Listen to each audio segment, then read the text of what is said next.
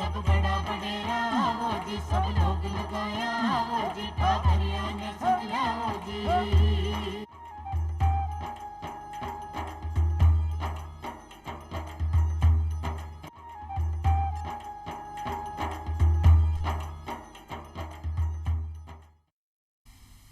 चौपाल देखने वाला सबला दर्शका ने राम राम सा।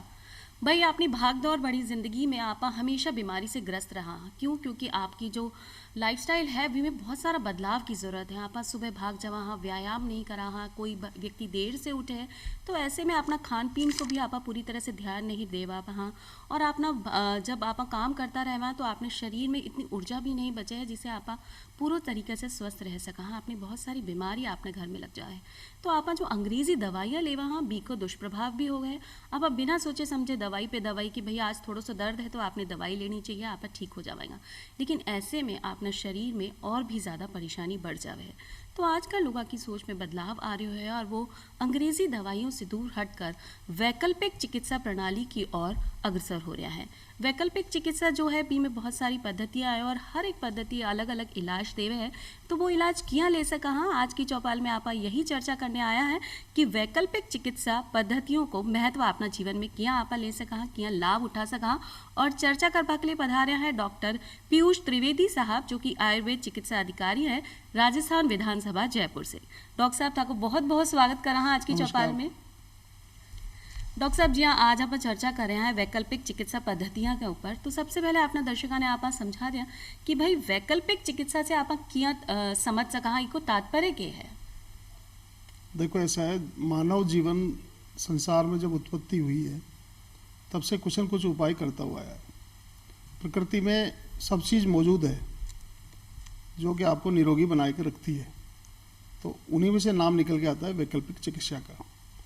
जो चिकित्साएं हैं वो परंपरागत रूप से भी चिकित्सा मौजूद है जो आदिकाल से मानव उन चीज़ों को अपनाता हुआ है। वो किसी भी रूप में है, जैसे कि आयुर्वेद जड़ी बूटी के रूप में भी है, अलग अलग देश में चाइना के अंदर चाइना जड़ी बूटी के रूप में है, और जैसे जापान है तो उनकी एक अलग पद्धति है। तो जो पद्धति जहाँ से जन्म लेती है वो मुख्य चिकित्सा पद्धति कही जाती है। लेकिन इन 5000 वर्ष से जो प्रचलित चिकित्सा पद्धतियाँ हैं उनमें सबसे जो श्रेष्ठ है वो आयुर्वेद है, क्योंकि आयुर्वेद बिल्कुल दोष रहित चिकित्सा पद्धति है जिसमें किसी प्रकार का कोई दोष नहीं है। उसमें जो लिख दिया है वो सत्य है। उसके अंतर्गत और जो ब्रांच आपको देखने को मिलती है जैसे एलोपैथिक है, यूनानी है, होम्योपैथिक है, आयुष विभाग के अंतर्गत आने वाली अन्य वैकल्पिक चिकित्सा हैं, एक्यूप्रेशर है, एक्यूपंक्चर है, वो सब उसकी एक तरह से शाखाएं हैं। तो प्राचीन चिकित्सा पद्धति जो जिस देश में पाई जाती है वो वहाँ की मुख्य चिकित्सा पद्धति होती है। तो हम वैकल्पिक चिकित्सा आयुर्वेद को नहीं मान के एक मुख्य चिकित्सा पद्धति माने, क्योंकि जो बाद में हम लोग अपना रहे हैं वो विकल्प के रूप में अपनाते हैं। तो एलोपैथिक को मेरे हिसाब से वैकल्पिक चिकित्सा पद्धति माना जाना चाहिए। लेकिन जनता जिसको चाहती है जीत उसी की होती है, क्योंकि इसमें कुछ एलोपैथिक चिकित्सा के साथ साथ कुछ अच्छाइयाँ भी है कि आपको तुरंत दर्द से राहत प्रदान करेगी, आपकी पीड़ा को तुरंत शांत करेगी। कुछ उनके शोध इस प्रकार के खोज हो चुकी हैं जिनमें बीमारी के हिसाब से रोगों का इलाज होता है।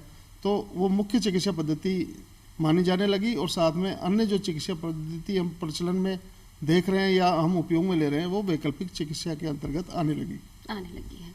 जी हाँ, कि आप हमेशा परेशान रहे हाँ, व्यस्त रहे हाँ, तो आपने पास समय की थोड़ी सी कमी है तो आप जल्द से चाहा कि भाई इलाज फटाफट से हो जाए, तो दवाई ली और आपने राहत मिल गई। इसीलिए सभी लोग ज़्यादातर एलोपैथी की तरफ जावे हैं। लेकिन एलोपैथी को इलाज करवा को तरीकों और अपनी जो वैकल्पिक चिकित्सा पद्धतियाँ हैं बी को इलाज करवा का तरीका में दोनों में फ़र्क है। तो दोनों में के फ़र्क के हो सके है? एलोपैथिक सद्य आपको लाभ देने वाली चिकित्सा पद्धति है और एक तरह से संबंध चिकित्सा के अंतर्गत ये आती है। कोई भी चीज़ को दबाना, आपके जो लक्षण उत्पन्न हुए उसके हिसाब से कौन सी दवा आपको सूट करेगी और उसके क्या दुष्प्रभाव होने वाले हैं ये आपको पता नहीं है, लेकिन आपको लाभ दे रही है लेकिन साथ में दूसरी बीमारी पैदा करती है। उदाहरण के तौर पे जैसे आपको दर्द हुआ, दर्द होने के लिए आपने दर्द निवारक कोई दवा ली, दवा लेने से आपका पेट खराब हुआ, पेट खराब होने की वजह से आपको दर्द वापस बढ़ गया, तो ये को चक्र चलता रहता है। तो साथ में साइड इफ़ेक्ट्स भी रहते हैं। तो अभी जो तेज गति वाली चीज़ें हैं, जैसे कि दुर्घटना का भी यही है कि तेज गति जीवन क्षति। जितनी गति अपन तेज रखेंगे, क्योंकि भोजन में और चिकित्सा में जल्दबाजी नहीं करनी चाहिए, तो आदमी को सोच समझ करके अपना उपचार कराना चाहिए।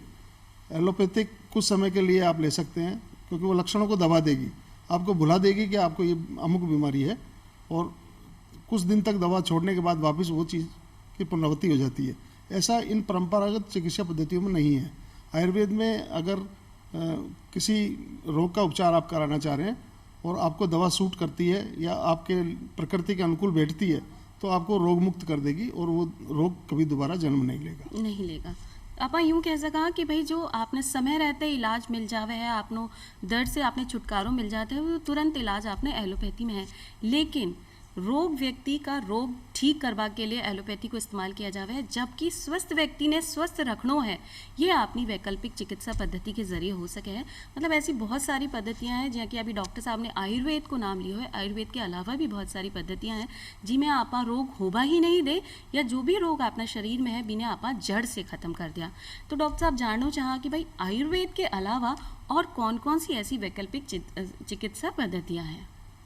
मानव कल्याण संसाधन मंत्रालय, हमारा भारत सरकार द्वारा जो स्वास्थ्य विभाग है, राजस्थान सरकार का स्वास्थ्य विभाग है, उसमें एक विभाग पृथक से खोला गया है जिसको कि आयुष नाम दिया है।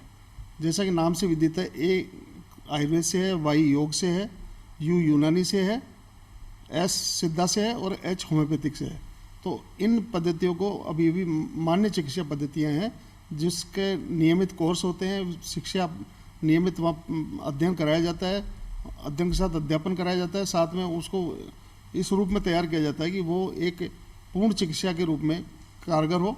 तो साथ में अगर प्रकृति प्रदत्त माने तो आप योग और प्राकृतिक को साथ में लेकर के अपना उपचार करा सकते हैं। यूनानी चिकित्सा के अंतर्गत है तो आयुर्वेद का ही ये पार्ट, लेकिन कुछ दवाइयाँ उनका प्रोसेस बनाने का थोड़ा भिन्न है। उसके हिसाब से यूनान देश से आई हुई पद्धति यूनानी है, जिसको कि भारत ने स्वीकार किया है। इसी प्रकार होम्योपैथिक जो चिकित्सा पद्धति है, उसके अंतर्गत कुछ द्रव्य ऐसे हैं जिनको कि उपयोग लेकर के रोग को समूल नष्ट किया जा सकता है। और साथ में जैसे सिद्ध है, तो कुछ आयुर्वेदिक जड़ी बूटियाँ ऐसी हैं जो कि अपने दक्षिण भारत में पाई जाती है, जो तुरंत एक तरीके से सिद्ध हस्त चिकित्सक उसको प्रयोग में लेते हैं, और वो आपको पर्टिकुलर बीमारी के लिए कुछ दवाइयाँ बनाई गई है। चिकित्सा का ऐसा समूह बना करके तैयार किया गया है कि जो जड़ी बूटियाँ उस रोग में, अमुक रोग में काम करेगी और आपको सिद्धहस्तता हासिल होगी और आप रोगी को ठीक कर पाएंगे। तो वो सिद्धा नाम से जाने लगी। तो योगा का तो आप प्रचलन में सुन ही रहे हैं, प्राकृतिक को साथ में जोड़ लें। तो ये आयुष विभाग बहुत महत्वपूर्ण कार्य कर रहा है। आपने कोरोना काल में देखा होगा कि केवल काढ़े मात्र सेवन करने से ही हम कई रोगियों को बचा पाए हैं, जिनको कोरोना की संक्रमण की दूसरी लहर से भी जो बच गए, और उनको नुकसान होने से बचाने में सबसे ज़्यादा भूमिका रही है तो आयुष डिपार्टमेंट की रही है। ये किसी से छुपा हुआ नहीं है।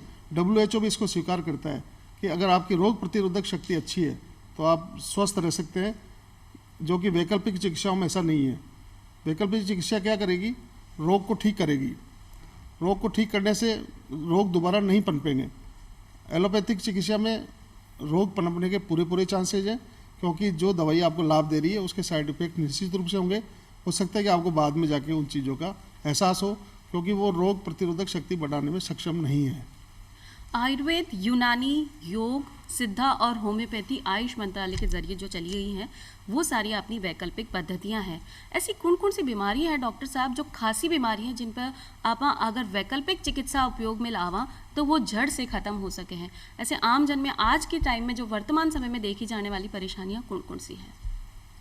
अभी न्यूरोमस्कुलोस्केलेटल डिजीज ज़्यादा चल रही है, जिसमें नसों की बीमारियां हैं, नसों से संबंधित बीमारियां हैं, जोड़ों के दर्द है, आपको गठिया है, आपके लाइफ स्टाइल संबंधी जो बीमारियां हैं, आपका पोस्चर गड़बड़ है तो आपको गर्दन में दर्द रहता है, सर्वाइकल स्पॉन्डिलाइटिस की दिक्कत हो जाती है, सिर दर्द तनाव बना रहता है हमेशा, अनिद्रा की आपको कमी हो जाती है, कुछ ज़्यादा दवाइयों का अपन प्रयोग करते हैं तो आपको हमेशा बेचैनी बनी रहेगी, एसिडिटी की आपको आमतौर पर प्रॉब्लम होगी, थायराइड जैसी बीमारी आपको पैदा हो जाएगी, एसिडिटी की परमानेंट आपको बीमारी रहने लगेगी, साथ में स्किन डिजीजेज आपको बहुत जल्दी परेशान करने लगेगी।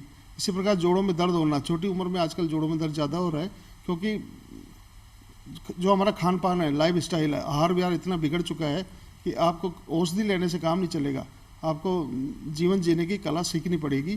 तो ये वैकल्पिक चिकित्साओं के जरिए ही हम इस चीज़ का निदान कर सकते हैं। और एक संपूर्ण स्वास्थ्य की अगर हम बात करें तो सभी चिकित्सा पद्धतियों को शामिल करके अगर हम बैठ करके एक जगह बैठ के एक ही मन से काम करेंगे तो रोगी को ठीक कर पाएंगे, क्योंकि प्रकृति के नज़दीक रह कर ही हम स्वस्थ हो सकते हैं। क्योंकि जो स्वास्थ्य का सिद्धांत क्या है, दो उद्देश्य स्वस्थ रहने के, एक तो स्वस्थ के स्वास्थ्य की रक्षा, दूसरा जो रोगी हो गया है उसका उपचार करना। तो कोई स्वस्थ है व्यक्ति है, उसके स्वास्थ्य की आपने रक्षा करनी है, या कोई रोगी व्यक्ति है तो भी को उपचार करना है। डॉक्टर साहब, आपने बताया कि बहुत सारी ऐसी परेशानियां हैं जो अपनी दिनचर्या के कारण भी हो सके हैं। तो अपना जो दर्शक भाई बहन है, जो अपना बीमार व्यक्ति है, वो अपनी दिनचर्या में क्या परिवर्तन लाएं कि जो अपना वो आयुष मंत्रालय कहवे है या आयुर्वेदिक पद्धति कहवे है कि अपनी दिनचर्या आपने क्या रखनी चाहिए कि आप स्वस्थ बना रहे, आप में कोई रोग नहीं हो।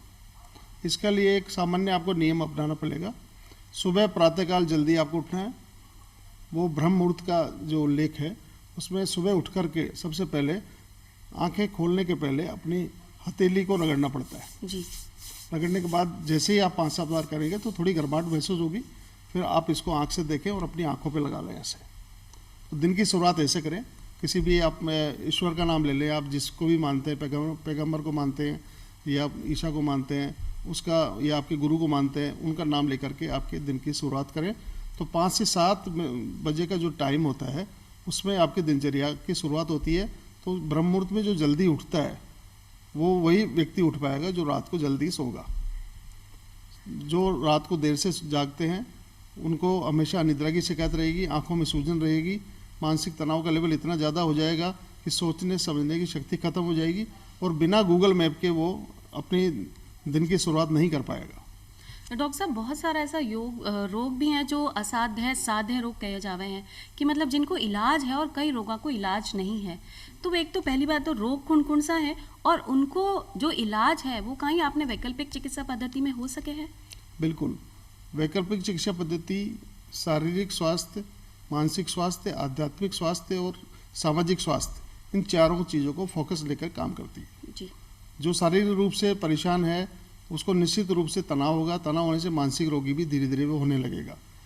अगर हम उसको कहते हैं कि आपको आध्यात्मिक रूप से मजबूत रहना है, आपको डॉक्टर्स के बताए हुए नियम फॉलो करने हैं, तो वो उस कुचक्र से निकल जाएगा।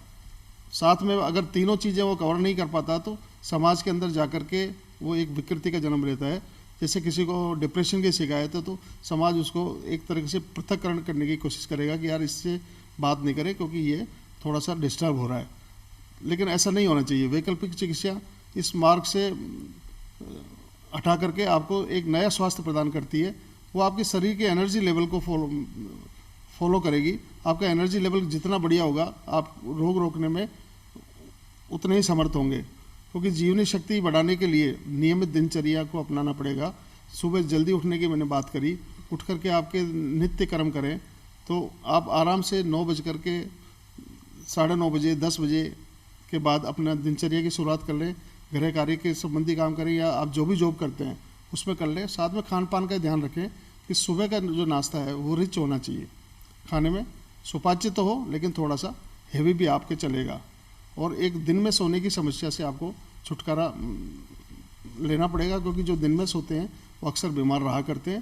वो शरीर में आयुर्वेद के हिसाब से कफ की वृद्धि करता है। तो प्रकृति के नज़दीक रह करके हम प्रकृति में जो नियम बताए हैं उन सब चीज़ों को फॉलो करें। जैसे ऋतुचर्या की बात करता है आयुर्वेद, तो ऋतु के अनुसार अपन, जैसे आपको बहुत ज़्यादा सर्दी लग रही है तो सर्दी में आपको जो गर्म प्रकृति की चीज़ें हैं वो सेवन करनी चाहिए। गर्मी के अंदर आपको शीत प्रकृति की चीज़ें सेवन करना चाहिए। वर्षा काल में आपको भीगने से बचना चाहिए। ये चीज़ें ऋतुचर्या के अंतर्गत आती है। तो ये आहार विहार दिनचर्या इनका अगर आप पालन करते हैं तो निश्चित रूप से आप स्वास्थ्य की रक्षा कर पाएंगे, अपनी खुद की रक्षा कर पाएंगे और आपकी हमेशा जीवनी शक्ति बनी रहेगी और आप लंबी आयु जीने के हकदार होंगे। जी, तो आपनी दिनचर्या ने आपने सही रखनो है, जल्दी उठनो है और जल्दी सोनो है, और साथ ही साथ व्यायाम भी आपने करते रहना चाहिए। और जियां कि डॉक्टर साहब ने बताया कि आपने खान पान को पूरा ध्यान रखनो है, और अगर आप अपनी दिनचर्या सही रखेंगे, खान पान सही रखेंगे, तो आप बहुत सारी ऐसी बीमारियां हैं जिनसे आप बच सका। मानसिक रोगों की अगर बात करें तो मानसिक शांति भी अपने लिए ज़रूरी है। तो ऐसी कौन सी पद्धति है जिसमें आपने मानसिक रोग से भी छुटकारा आसानी से मिल सके है? हम योग के माध्यम से मानसिक तनाव को कम कर सकते हैं। उस पर आपको कुछ क्रियाएं हैं योग की, वो आपको फॉलो करनी पड़ेगी। जो योग प्राणायाम संबंधी नियम है वो आपको अपनाने पड़ेंगे।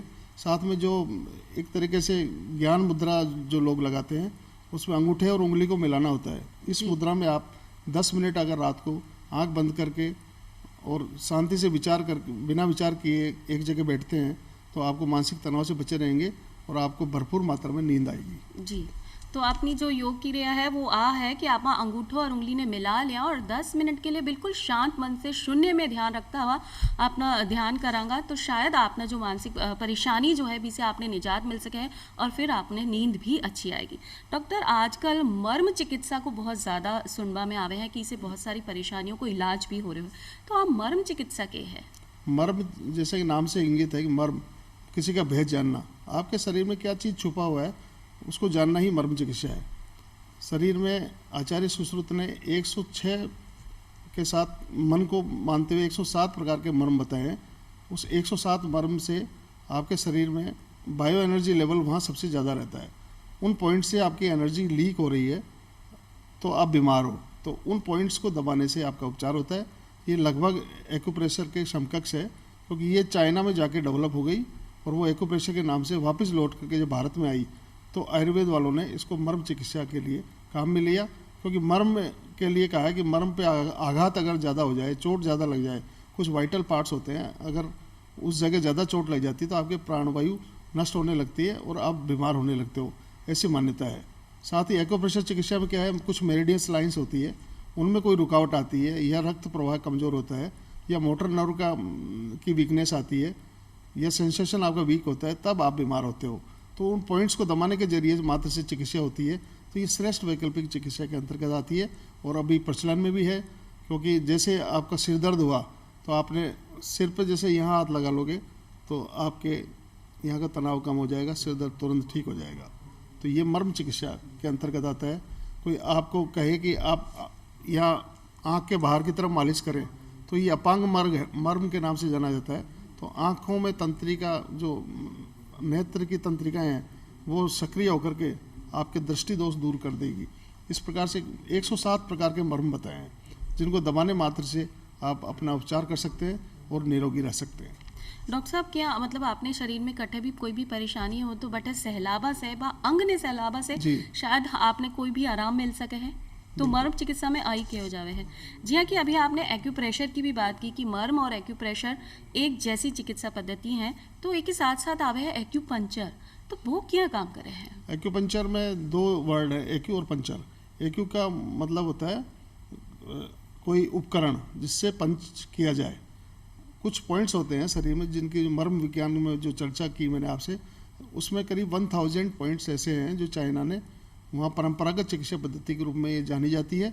और उस पॉइंट्स पे नहीं दबा करके और पंचर कर दिया जाए, किसी निडिल को वहाँ रोप दिया जाए, तो आपका बायो एनर्जी जो लीक हो रही थी वो रेगुलर हो जाएगी और मेरिडियन लाइंस जो बनी हुई है शरीर में वो क्लियर हो जाएगी और आपका रोग का शमन हो जाएगा। डॉक्टर साहब, कहो जावे है कि अगर आप प्रकृति के ज़्यादा नज़दीक रहवा तो आपने परेशानी कम हो सके है, तो प्रकृति के नज़दीक एक अपनी जो चिकित्सा पद्धति है वो प्राकृतिक चिकित्सा भी है। बी के बारे में भी अपना दर्शकों ने बताया कि प्राकृतिक चिकित्सा ने अपनार आप खुद ही किया स्वस्थ रह सका। प्राकृतिक चिकित्सा में किसी भी दवा का प्रयोग नहीं होता है। अपने प्रकृति में पंच महाभूत से संबंधित ये चिकित्सा पद्धति है कि वो ये मानती है कि संसार में जो 5 महाभूत है उससे अपना संसार बना हुआ है। तो अपना शरीर भी एक संसार है जी, वो भी 5 महाभूत से बना हुआ है, लेकिन उसकी बैलेंसिंग गड़बड़ होने से हम बीमार होते हैं। जैसे अग्नि चिकित्सा वो बताएंगे आपको, भाप स्नान उन्होंने बताया। जल चिकित्सा बताएंगे आपको, जल महाभूत है उसके अंतर्गत वो चीज़ आती है।